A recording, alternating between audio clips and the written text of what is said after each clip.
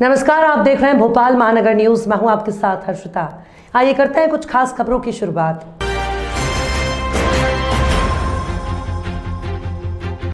मुख्यमंत्री शिवराज सिंह चौहान ने चैत्र नवरात्र की शुरुआत कन्याओं के साथ वृक्षारोपण करके की और देशवासियों को चैत्र नवरात्र की शुभकामनाएं दी। मुख्यमंत्री ने कहा, हमने बेटी, बहन और मां को शक्ति माना है, देवी माना है। उनके सशक्तिकरण के बिना समाज और देश सशक्त नहीं हो सकता। उन्होंने कहा कि उनकी सरकार इसकी कोशिश कर रही है। बहन और बेटियों के सशक्तिकरण का अभियान लगातार जारी रहेगा। मुख्यमंत्री ने इंदौर के युवाओं ने 4 महीने में अपने पैसों से राला मंडल में एक स्कूल का कायाकल्प करके स्वागत किया। ये देश का मूल है। हमने बेटी, बहन और माँ को शक्ति माना है, देवी माना है। और माँ, बहन, बेटी के सशक्तिकरण के बिना समाज भी सशक्त नहीं हो सकता, देश भी सशक्त नहीं हो सकता। और इसलिए मेरी सरकार की सदैव ये कोशिश रही है कि माँ, बेटी और बहन इनका सशक्तिकरण हो, राजनीतिक सशक्तिकरण, सामाजिक सशक्तिकरण और आर्थिक सशक्तिकरण। बहन और बेटियों के सशक्तिकरण का अभियान लगातार जारी रहेगा। इस बजट को भी अगर आप देखें तो 1,02,000 करोड़ रुपया हमने मातृशक्ति के कल्याण पर खर्च करने का फैसला किया है। नवरात्रि का पहला दिन है, चैत्र नवरात्रि का। पूरा देश, पूरा प्रदेश माँ की भक्ति में, शक्ति की उपासना में डूबा हुआ है। मैं सभी प्रदेशवासियों को नवरात्रि के इस पावन पर्व पर बहुत बहुत शुभकामनाएं देता हूं और यही प्रार्थना करता हूं देवी माँ से, या देवी सर्वभूतेषु मातृ रूपेण संस्थिता, नमस्तस्यै नमस्तस्यै नमस्तस्यै नमो नमः। ये शक्ति की उपासना का भी पर्व है। मध्य प्रदेश में केंद्रीय मंत्री ज्योतिरादित्य सिंधिया के प्रभाव क्षेत्र में आने वाले अशोकनगर में नई राजनीतिक हलचल शुरू हो गई है। यहां भारतीय जनता पार्टी को तगड़ा झटका लगा है और क्षेत्र के कद्दावर बीजेपी नेता स्वर्गीय देशराज यादव के पुत्र यादवेंद्र यादव ने बीजेपी छोड़कर कांग्रेस की सदस्यता ले ली है। बुधवार को सैकड़ों समर्थकों के साथ भोपाल पहुंचे यादवेंद्र यादव को प्रदेश कांग्रेस कार्यालय में कांग्रेस के प्रदेशाध्यक्ष कमलनाथ, पूर्व मुख्यमंत्री दिग्विजय सिंह और पार्टी के पूर्व प्रदेश अध्यक्ष अरुण यादव ने सदस्यता दिलाई। सदस्यता ग्रहण करने के बाद यादवेंद्र यादव ने कहा कि ज्योतिरादित्य सिंधिया के बीजेपी में शामिल होने के बाद से बीजेपी के पुराने कार्यकर्ताओं की उपेक्षा हो रही है। इसके चलते ही वे कांग्रेस में शामिल हुए हैं। गौरतलब है कि यादवेंद्र के पिता देशराज यादव 3 बार बीजेपी के विधायक रहे हैं और बीजेपी ने 2 बार उन्हें कांग्रेस में रहे ज्योतिरादित्य सिंधिया के खिलाफ लोकसभा का चुनाव लड़ाया था। जो पुराना हिसाब किताब हमारा है,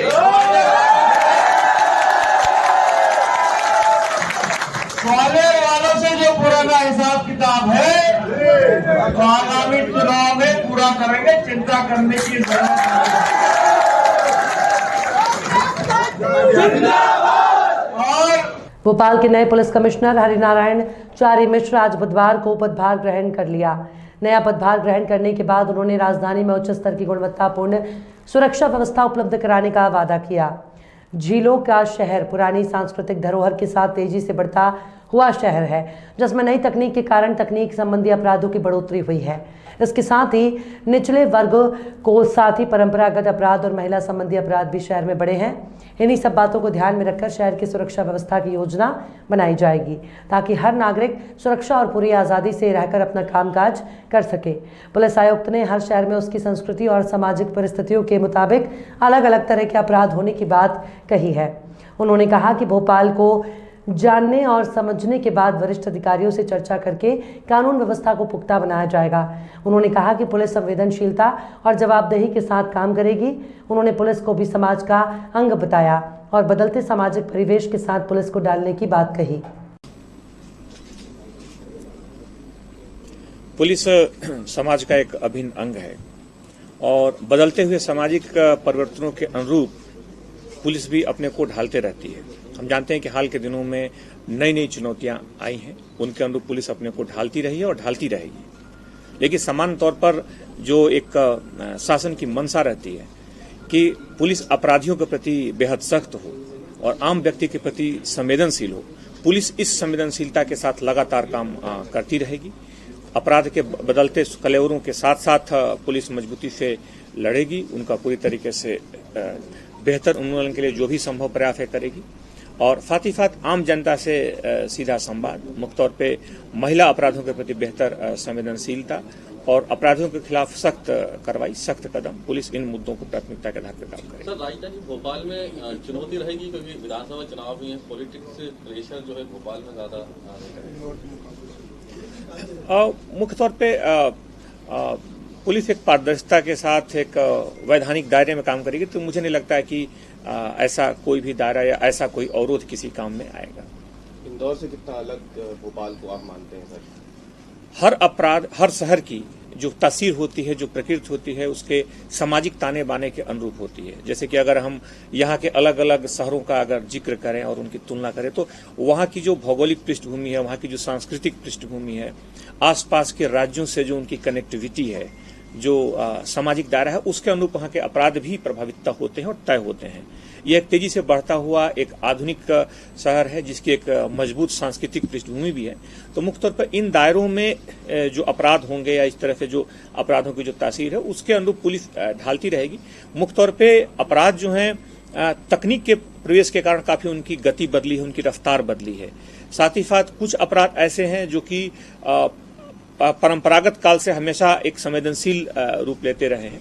जैसे समाज के जो कमजोर वर्ग हैं, जो महिला संबंधी जो अपराध हैं, तकनीक संबंधी अपराधों की संख्या काफी तेजी से बढ़ रही है। लगातार हम जानते हैं कि प्रदेश में जो माफिया संबंधी अभियान चलते रहते हैं। तो इन सारे मुद्दों को लेकर के पुलिस संवेदनशीलता से काम करेगी और बेहतर कानून व्यवस्था पुलिस की उच्च प्राथमिकता होगी। चूंकि एक या ऐसा राजधानी की जब बात होती है, राजधानी की प्राथमिकता होती है, तो उसमें उच्चतम मापदंडों पर कानून व्यवस्था तय करना, निर्धारित करना और उन पालन कराना हमेशा से एक जरूरी प्राथमिकता होती है। तो इन मापदंडों के साथ साथ पुलिस की बेहतर कानून व्यवस्था के साथ साथ इन मुद्दों पर नजर रहेगी और फिर आने वाले दिनों में जैसे जैसे और शहर को समझने का, नजदीक से देखने का मौका मिलेगा, उसके अनुरूप काम करेंगे।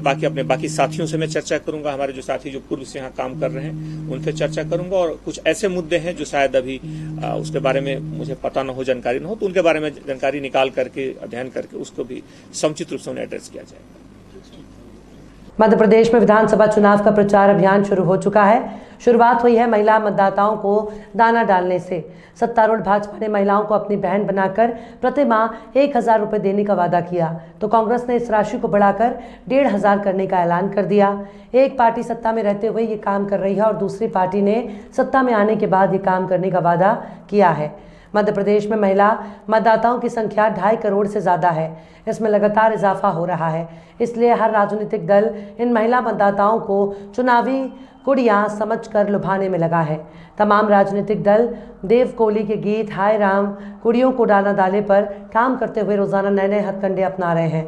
मध्य प्रदेश में महिलाओं की आबादी करीब 48% है और मतदाता सूची में करीब 7 लाख से ज़्यादा महिलाएं बढ़ी हैं। इसलिए सबके लिए ये महत्वपूर्ण है। सबसे बड़ी बात यह है कि वोटिंग प्रतिशत में भी महिलाओं का योगदान 70% होता है। यानी यदि महिला मतदाता अपना मन बना ले तो किसी भी राजनीतिक दल को सत्ता सिंहासन पर बैठ और उतार सकती है। महिला मतदाताओं को दाना डालते हुए मुख्यमंत्री शिवराज सिंह ने 5 मार्च को लाडली बहना योजना शुरू करने के बाद 8 मार्च को महिला दिवस के मौके पर महिला कर्मचारियों को 7 दिन का अतिरिक्त आकस्मिक अवकाश देने का ऐलान कर दिया। मुख्यमंत्री ने महिला मतदाताओं को साधने के लिए 12वीं कक्षा में अव्वल आने वाली लड़कियों को मुफ्त स्कूटी देने की घोषणा भी की है। सामूहिक दुष्कर्म और बच्चियों से दुष्कर्म के मामले में फांसी की सजा देने का प्रावधान कर चुके सीएम शिवराज महिला सुरक्षा महिलाओं को सामाजिक आर्थिक रूप से मजबूत करने पर फोकस कर रहे हैं। भाजपा के इस अभियान को पंचर करने के लिए कांग्रेस के प्रदेश अध्यक्ष कमलनाथ ने कांग्रेस की सरकार बनने पर महिलाओं को 1,500 रुपये देने और रसोई गैस सिलेंडर की 500 रुपये करने का ऐलान कर दिया है। बहरहाल विधानसभा चुनाव में 6-7 महीने बचे हैं। तब तक देखना होगा कि मतदाता रूपी चिड़िया कहें या कुड़िया कहें, कौन दल कितना दाना डालकर अपनी स्थिति मजबूत बना सकता है। चैत्र नवरात्र के पहले दिन कृषि मंत्री और किसान नेता कमल पटेल मां बीजासन देवी के दरबार सलकनपुर पहुंचे और मां की विधिवत पूजा अर्चना आरती कर देश प्रदेश के लोगों के लिए सुख समृद्धि खुशहाली के साथ किसानों की कायाकल्प की कामना की, किसानों के कल्याण की कामना की। खबरों में फिलहाल इतना ही। और भी खबरों के अपडेट्स के लिए आप देखते रहिए भोपाल महानगर न्यूज़।